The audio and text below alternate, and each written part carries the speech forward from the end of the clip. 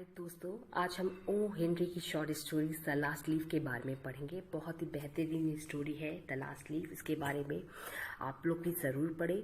ये O Henry द्वारा लिखित और रचित है। एक बेहतरीन शॉर्ट स्टोरी जिसमें सू और जॉन्सी की मित्रता के बारे में बताया गया है। सू और जॉन्सी एक कस्बे के एक टाउन हिल के किनारे पर एक ब्रिक हाउस में रहते थे। वह एरिया चित्रकारों से भरा हुआ था। वहाँ पे गरीब पेंटर्स रहते थे और चित्रकारी करते थे। सू और जॉन्सी बहुत ही अच्छे मित्र थे जो कि ट्रेनिंग ले रहे थे पेंटिंग का, और वो एक ब्रिक हाउस में कस्बे के किनारे रहते थे। जॉन्सी बहुत दिनों से बीमार चल रही थी और लगातार खांस रही थी। शायद उसे निमोनिया हो गया था और डॉक्टर ने उसे आराम करने के लिए कहा था और वह बहुत बीमार महसूस कर रही थी। एक दिन सू जब अपने काम से वापस थकी हारी घर को लौटी तो उसने देखा कि जॉन्सी बराबर खांस रही है और हताश निराश होकर के उस खिड़की के बाहर देख रही है। बाहर जो कि बहुत सर्द हवा चल रही थी और शायद सर्दी आने वाली थी। तुम कैसे हो? तुम बहुत दिनों से खांस रही हो। क्या तुमने अपनी दवाई समय पर ली? जॉन्सी ने गर्दन हिलाया और शायद वह उसको उत्तर देने में भी झिझक रही थी और उसका उत्तर नहीं दे पा रही थी। इतनी बीमार थी जॉन्सी। सू एंड जॉन्सी इतने गरीब थे कि वो दवाइयों का और खाने का खर्चा भी नहीं चला पा रहे थे। वो जो कुछ भी कर सकते थे वो सिर्फ इतना कि अपनी बनी हुई पेंटिंग्स को बेच सकते थे और थोड़ा बहुत जो पैसा मिलता था उसे वो अपना घर चलाते थे। खांसी और सिर्फ खांसी रही थी। जॉन्सी सिर्फ खांस रही थी। वो बहुत बीमार थी और लगातार खिड़की के बाहर उन आईवी के पत्तों को हिलते हुए देख रही थी। हाँ, दीवार के किनारे की तरफ आईवी के कुछ पत्ते थे जो लगातार हिल रहे थे हवा द्वारा। सू ने जॉन्सी से पूछा, तुम उन खिड़की के बाहर क्या देख रही हो? लगातार कुछ नहीं, सिर्फ पत्ते। तुम्हें क्या दिक्कत है जॉन्सी अगर मैं उन पत्तों को देख रही हूँ? वो बिल्कुल मेरी तरह है शू। कैसे वो पत्ते तुम्हारी तरह हो सकते हैं? तुम बिल्कुल उनकी तरफ नहीं हो। उनकी तरफ देखना बंद कर दो। वह जॉन्सी के इस विचार से बहुत दुखी थी। शू ने सोचा कि वह खिड़की के पर्दों को बंद कर दे। नहीं शू, तुम ऐसा नहीं करोगी। तुम उन पर्दों को नहीं बंद करोगी। मुझे खिड़की के बाहर देखना है। मुझे उन पत्तों को देखना है जो लगातार हिल रहे हैं। मुझे क्यों लगता है कि मैं उन पत्तों की तरह एक दिन मुरझा जाऊंगी और गिर जाऊंगी और शायद मर जाऊंगी। जब आखिरी पत्ता भी मुरझा जाएगा मैं भी उस पत्ते की तरह मुरझा कर मर जाऊंगी। जॉन्सी ने इस बात को बहुत ही निराशापूर्वक कहा। शू उसकी बात से बहुत चिंतित होकर एक दिन डॉक्टर से मिली और डॉक्टर को पूरी बात बताई कि जॉन्सी ऐसा ऐसा कहती है। डॉक्टर, मुझे नहीं लगता उसके पास कोई भी आशा बची है जीवित होने की और बेहतर होने की। I don't see much hope for the moment. मुझे बिल्कुल नहीं लगता कि इस समय उसके पास बिल्कुल भी आशा है। उसने जीने की इच्छा ही खत्म हो गई है। तो अब क्या कर सकते हैं हम उसके लिए? क्या कर सकते हैं डॉक्टर, आप ही बताएं। उसके अपने अंदर सबसे पहले जीवित होने की इच्छा को और अपनी आशा को, अपने साहस को पुनः से जीवित करना होगा, तभी वह जीवित रह पाएगी। यही एक दवा है जो उसकी कुछ मदद कर सकती है। शू ने बहुत ही उदास होकर एक गहरी सांस ली और उसने कहा कि मैं समझ गई। शू ने दिन रात एक कर दिया और वो बैठकर अखबारों के लिए, मैगजीन्स के लिए इश्तहार बनाती थी पेंटिंग्स के, ताकि वो बिके और उसके जरिए वो जॉन्सी के लिए कुछ दवाइयाँ खरीद सके। और जॉन्सी लगातार बिस्तर में बैठी हुई खिड़की से बाहर उन निराश पत्तों को हिलते हुए देखती थी। 8, 7, oh, one more has fallen, 6। वो गिनती थी कि कैसे एक पत्ता गिर रहा है। अब तो सिर्फ 6 बचे हैं। जॉन्सी भी उदास और शू भी। जॉन्सी, तुम ये क्या कर रही हो? देखो ना शू, केवल 6 पत्ते बचे रह गए। अब आखिरी पत्ता जब तक बचेगा आई विल टू डाई। मैं भी मर जाऊंगी उसी पत्ते की तरह। सिर्फ 6 ही बचे हैं। तुम पागल हो गई हो। बाहर देखना बंद करो। तुम ऐसा कैसे कर सकती हो? ये कितना हास्यास्पद है। तुम्हें पता है कि तुम एक पत्ता नहीं हो। मुझे पता है। The wind must be very strong outside. 2 more have just fallen। मुझे पता है कि बाहर कठोर हवा है, निर्दयी हवा, और लगातार पत्ते गिरते जा रहे हैं। तो और गिर जाएंगे। सू जेंटली उसके पास आके बैठती है, जॉन्सी का हाथ पकड़ती है, उसकी आंखों में आंखें डाल के कहती है कि डॉक्टर ने कहा है तुम बिल्कुल ठीक हो जाओगी Johnsy. You should not lose your hope right now. I am so tired of coughing all the time. मैं थक गई हूँ खांसते खांसते। मैं बीमार रहने लगी हूँ। End of seeing you work so hard. मैं देखती हूँ कि तुम दिन रात मेरे लिए मदद करती हो। मैं भी आराम करना चाहती हूँ। To drift away quietly like those falling leaves. और मैं भी उड़ जाना चाहती हूँ, बह जाना चाहती हूँ उस शांत पत्तों की तरह।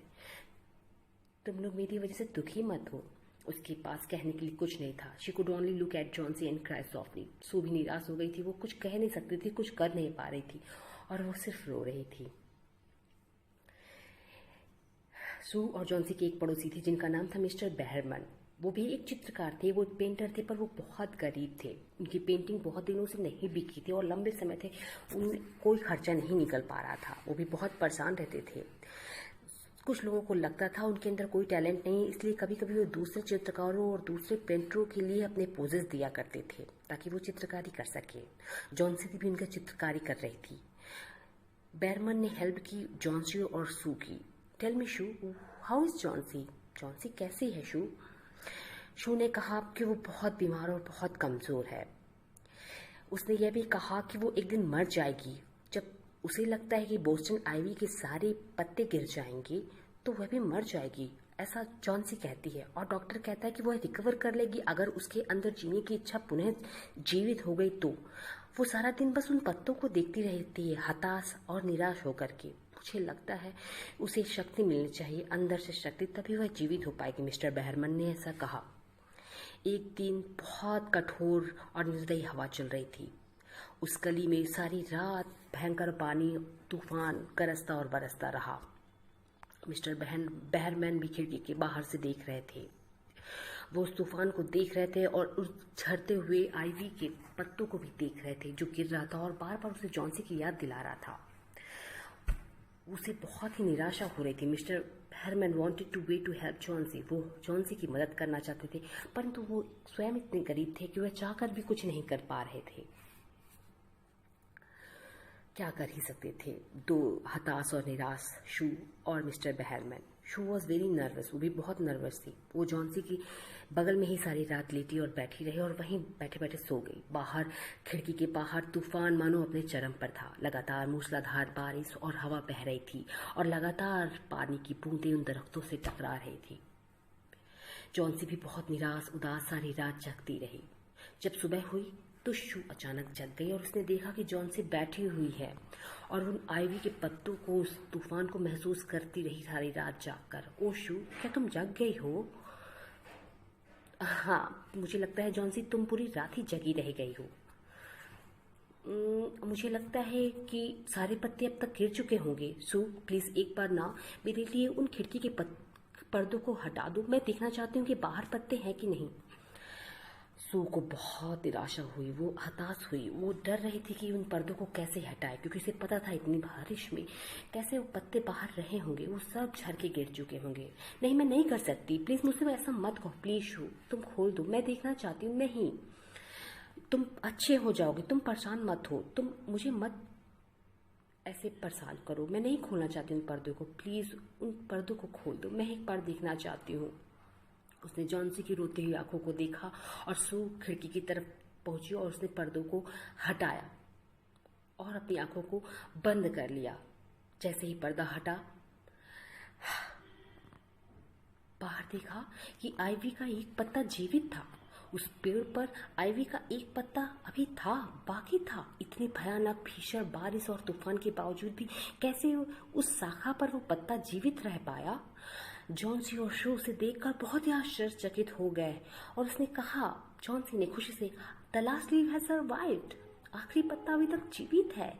यू सी जॉन्सी, देखो जॉन्सी, ये कितना मजबूत है, कितना स्ट्रांग है। इतनी भीषण बारिश और तूफान पे भी ये गिरा नहीं। Sue, I will be like that leaf.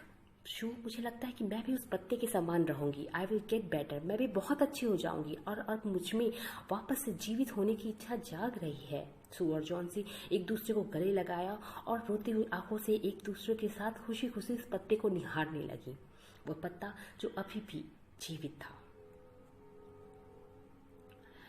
फिर डॉक्टर आए और उन्होंने जॉन्सी का इलाज किया। उन्होंने देखा, जॉन्सी से कहा, अरे मैं तो बहुत खुश हूँ कि जॉन्सी अब धीरे धीरे अपनी हेल्थ में सुधार कर रही है।